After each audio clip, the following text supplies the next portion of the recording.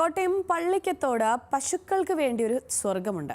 അവിടെ പശുക്കളുടെ തോഴിയായ ഒരു 10 വയസ്സുകാരിയും മുകുന്ദ എന്ന കൊച്ചുമിടുക്കിയെയും അവളുടെ കൂട്ടുകാരായ പശുക്കളെയും കാണാൻ എത്തിയത് കേന്ദ്ര സഹമന്ത്രി സുരേഷ് ഗോപി തന്നെ.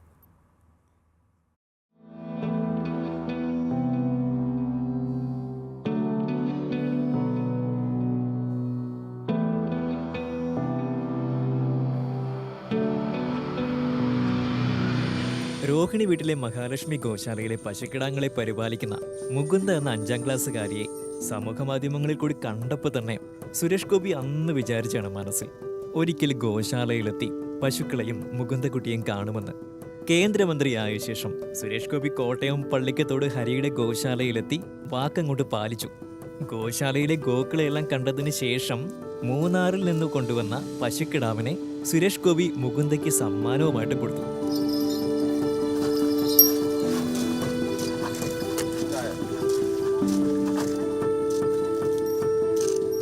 രമണി എന്ന പേരാണ് പശുക്കിടാവിന് നൽകിയത്. പശുക്കുട്ടിയുടെ കാതിൽ മുകുന്ദ തന്നെ സുരേഷ് ഗോപി നൽകിയ പേരങ്ങ് വിളിച്ചു.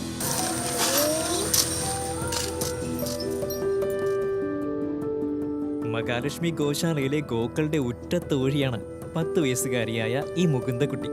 കിടാവിനും അമ്മ പശുവിനെല്ലാം മുകുന്ദയോടുള്ള സ്നേഹം നമുക്ക് ഇതിൽ നിന്ന് തന്നെ കണ്ട് മനസ്സിലാക്കാവുന്നതാണ്.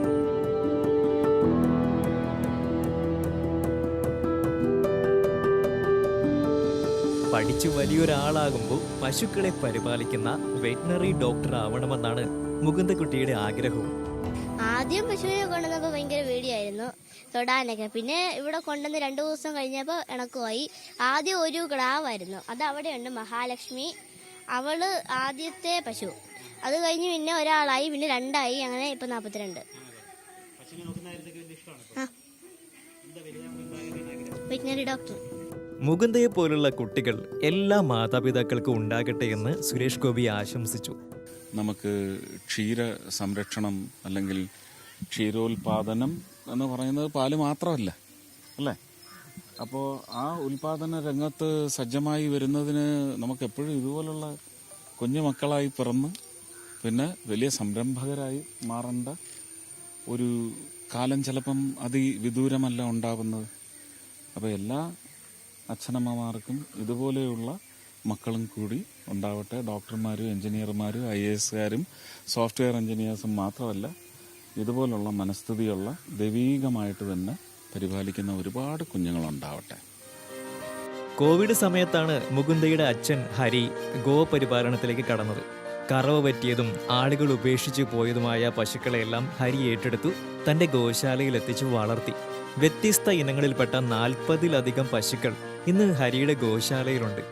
ഞാൻ ആ ലോക്ക്ഡൌണിന്റെ സമയത്താണ് നമ്മൾ സ്റ്റാർട്ട് ചെയ്യുന്നത്. അത് അന്ന് ഈ 2-3 മാസം വീട്ടിലിരുന്നപ്പം ഈ കൃഷിയുടെ ഒക്കെ ആവശ്യത്തിന് പതുക്കെ ഇനിയിപ്പോൾ കാലം ഇങ്ങനെയൊക്കെ ആയിരിക്കുമല്ലോ, അസുഖങ്ങളും മഹാമാരികളും ഒക്കെ ആയിരിക്കും. അപ്പം അതുകൊണ്ട് നമ്മുടെ ആവശ്യത്തിനുള്ള ഭക്ഷണമെങ്കിലും നമുക്ക് വിഷമില്ലാതെ പ്രൊഡ്യൂസ് ചെയ്യാം എന്നൊരു ആവശ്യത്തിലേക്കാണ് നമ്മൾ ഒരു പശുക്കിടാവിനെ ഞാൻ കാറിൽ കയറ്റിക്കൊണ്ടുവന്നതാണ്.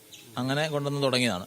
അപ്പോൾ അങ്ങനെ അതിൻ്റെ കാര്യങ്ങൾ പഠിച്ചു തുടങ്ങിയപ്പോഴാണ് ഇവരൊരു സംരക്ഷിക്കപ്പെടേണ്ട ഒരു ഇനമാണെന്നും അതിൻ്റെ വ്യത്യാസങ്ങളും അതിൻ്റെ ഗുണങ്ങളും കൂടുതലായിട്ട് മനസ്സിലാവുകയും അങ്ങനെയാണ് നമ്മൾ 1-2 അത് കഴിഞ്ഞ് നോക്കിയപ്പം ഇന്ത്യൻ ബ്രീഡ്സ് നമ്മുടെ 79 ഉണ്ടായിരുന്നു, ഇപ്പം 38 ഉള്ളൂ.